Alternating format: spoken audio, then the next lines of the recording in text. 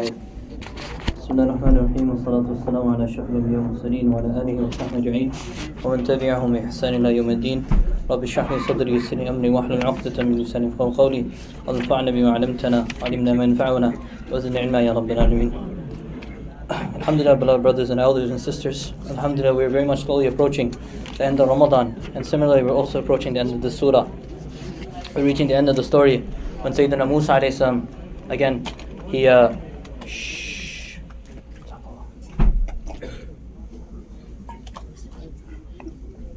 reaches the end. He reaches back to Bani Israel and seeing them worship the calf.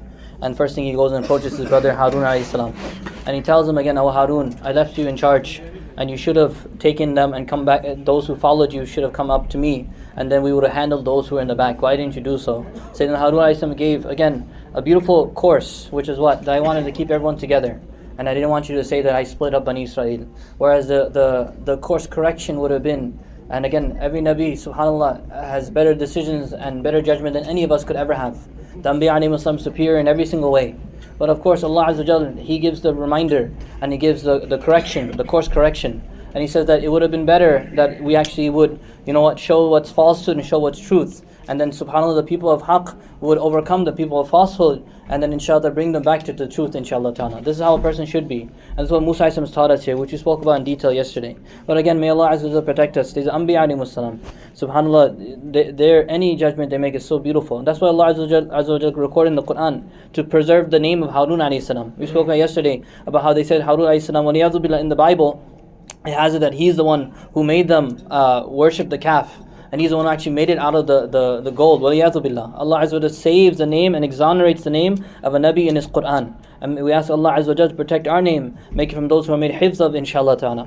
Our brothers and elders, so Musa alayhi salam, after speaking to Harun alayhi salam, he spoke to Bani Israel, he spoke to Harun alayhi salam, and thereafter he finally goes to his main target, who's who? Samiri. قَالَ فَمَا خَطْبُكَ يَا Samiri. Oh Samiri, what's the situation?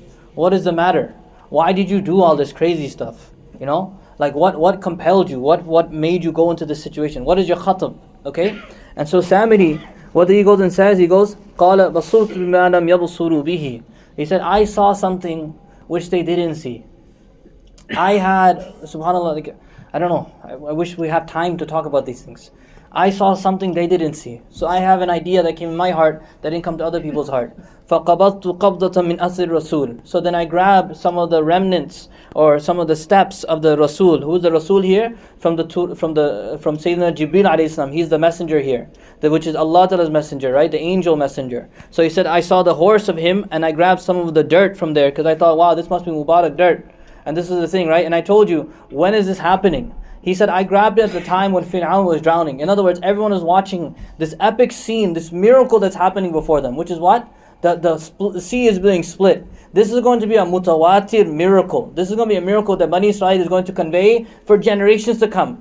And subhanAllah, you can watch this, right? It's such an amazing thing, right? And then like you tell your son, hey son, look, Qari Sahib is here. He's going to recite in the Sab'a Qira'at.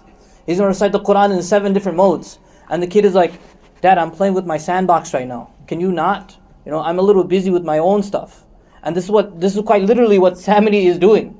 The sea is being split before him, and he's looking at the dirt. And he said, let me just grab some of this dirt, because this looks like it's very important dirt. فَقَبَضْتُ قَبْضًا مِنْ أَثْرِ الرَّسُولِ. And then something what? And then he said that, I just saw that maybe, if I throw it in the fire, فَنَبَسْتُهَا. And I just threw it in the fire too. وَكَذَلِكَ سَوَّلَتْنِي نَفْسِي. My soul, myself, had beautified this in my eyes. He literally tells you that the whole idea that I had, this whole thing of grabbing Jibreel alayhi salam, the dirt that's underneath the foot of his horse, everything he said was just my nafs was telling me to do these things. Beloved brothers and elders, so I tell you, sometimes just our lack of focus. Number one is lack of focus. The lack of focus will make us lose miracles. Imagine, subhanAllah, the Quran is being recited to us every single night. This is a miracle. Every ayah is a miracle. Could you imagine? And every letter has 10 rewards in it. And the fact that we hear each one will give us 10 rewards. And say, Ya Allah, I don't understand the words, but how beautiful is your Quran. Even just saying that is enough for a person to find success. You understand? But sometimes, subhanAllah, man, yeah, that cricket game yesterday was crazy, man. Man, that football game, oh yeah, man, I forgot the eggs. Shoot, man. Oh, is Wegman still open or not? Subhanallah, all these weird khiyalat come in the brain. Isn't it? I can't be the only one. SubhanAllah. Like, just so many things come in the mind at that time, and that's how we get distracted from the miracle that's being done before us, brothers and elders. Samiri is teaching us something very beautiful here, something very important. His mistake and his complete disregard for the truth and what is the right thing to do has taught us something. That sometimes an idea will come in my mind, and I think this is the right way to do things. But I don't make mashwara, I don't ask anyone. I just say, you know what, I'm going to do it. He just did it by himself. Did he ask anybody? Because if he asked anybody, everyone would tell him, whoa, slow down. Maybe we should ask the Nabi Musa alayhi salam what to do with it. Do you understand what I'm saying? Maybe some money has come. I don't know if it's halal or haram. Maybe someone gifted me a lottery ticket. Is it halal or haram? Oh, maybe I'll ask the question after. Like that's what people do. They make some crazy stuff. They just invent things. And this is what Samiri is showing us. You do these things, you never know. Just for a disregard of the Nabi of the time, the wahi, the revelation that is there, we might make people get severely misguided. What I ask you, beloved brothers and elders and sisters, that whenever you build something, build it on the foundation of deen. And when you build it properly on the deeni foundation, you make mashwara, you'd ask people for advice and nasiha, then you'll see inshallah something great will emerge. But if we decide to say that I'm the guy, I'm the one who makes decisions, you'll see some dangerous stuff come out. فَنَبَثْتُهَا وَكَذَلِكَ سَوَّلَتْ لِي نَفْسِي. If I ask somebody who gave you this idea, I just thought about it, I thought it was a good idea.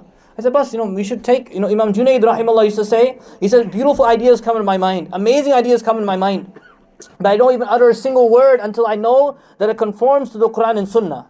If it conforms to the deen of Allah Ta'ala, then I will say it. If it doesn't do it, I'm not going to say it. Do you understand? Beloved brothers and elders, be mindful of this. Samiri does something so critical. You know what will happen? I bet you, if it were the case where you talk to Musa a.s. first, and Musa a.s. said, wow, you got some amazing dust right now, hold on to it. It could probably revive the dead. Who even knows what this stuff could do? He could have done some crazy stuff, amazing stuff with it. But the fact that he used it in the wrong way and the wrong method, although he had a good intention. I tell you, beloved brothers and elders, be careful. Rasulullah ﷺ reminded us, he said what? He said, حُجِبَتِ الْجَنَّةُ بِالشَّهَوَاتِ حُجِبَتِ النَّارُ بِالشَّهَوَاتِ وَحُجِبَتِ الْجَنَّةُ بِالْمَكَارِهِ. He said that Jahannam is shrouded or curtained or is veiled. Jahannam, it lies underneath what? By people's desires. And Rasulullah ﷺ said, Jannah is veiled by difficulties and hardships. Could you imagine? So be very careful, inshallah, about things that look beautiful. Musa ﷺ goes up to Samiri and says, Samiri, what is the problem? What's going to happen now? Because of what you did? فَذْهَبْ. Just go. Get out of here. You're gone. You're finished. فَذْهَبْ. It doesn't say where and how. He said, no. فَإِنَّ لَكَ فِي الْحَيَاةِ أَن تَقُولَ لَا مِسَاسٍ. You only have one rule left, Samiri. The one rule is this, that you go and you tell everybody, no longer can I have any interactions with anyone anymore. La misas. La mas. No touching, no interactions, no discussions, no conversations. They said, some of the Mufassirin have said, that Samiri, because of the fact of when Musa said this, was a curse on him. So now wherever Samiri went, if anyone got near him, they would immediately get sick. If they tried to touch him, they would get very diseased. So Samiri quite literally could not touch anyone anymore. People could not associate with him anymore. And he had to separate from people entirely. He had to wander himself and die by himself. Because what did he do? He isolated people from Allah. He isolated people from Allah Azza wa Jal. He said by making them do shirk, they can never connect to Allah Ta'ala anymore. The hereafter has been closed for people who do shirk. He's put these people into Jahannam. So if you have isolated people this much, then this is a very low punishment for such an individual. Beloved brothers and elders, for someone who has cut everyone else off from Allah Ta'ala, then Samiri deserves to be done like this. So, La misas, wa inna laka maw'idan lan tukhlafa. And he said that you have a day that will come, and that's a promise which will never be crossed, it will never be betrayed, which is the day of judgment. Samiri, you'll be alone here, but hereafter Allah will bring you back again and punish you over there. Musa is very stern on him, very stern on what he did. And then he goes and says, Wanzur, by the way, let's look at that idol that you guys are all making i'tikaf. You're all like obsessed about and putting your whole life behind it. Let's look at it. Watch me. So Musa says we're going to burn it. So then what does he do? This is supposed to be a god. So Musa what does he do? He takes it and roasts. He lights it on fire. He burns it completely, melts it down. He melts it down. ثُمَّ. And then what does he do? He lets it cool it off and he destroys it and makes it into ash. So he burned it by fire, put it down to the dirt. What did he do? He said, I'm going to pick it up now. I'm going to scatter it. I'm going to throw it into the air, into the wind, and throw it into the ocean. He destroyed it by fire. He destroyed it by the earth. He destroyed it by wind. He destroyed it by water. What power does this idol have at all? Beloved brothers and elders, one brother was telling me very beautifully. He said, he says he deals with some Cambodian brothers, and he sees like a nice Buddha there. Buddha? Big belly Buddha, right? So then what did he do? He says that I go there and I see them. They put food in front of him, and he says, "Oh, well and good. They're feeding their Buddha. He has to, he has to maintain his stomach. So then they go and feed him." And so one day when I went there, I saw two tablets. I saw two tablets in front of it. So now it compelled me to ask why there are two, like medicine tablets in front of it. So I asked, and he said that, "What are these two tablets?" And the sister said, "Oh, see, yesterday I fed Buddha like some very, very gassy food." And then she said that one of these is for gas, and the other one's the Advil for the headache. Absurd, crazy stuff. Oh my God, this Buddha is eating better than them. Some of them are very thin, right? You wonder, like, where's the food going? Bus, you're feeding this guy, the rats are eating the food.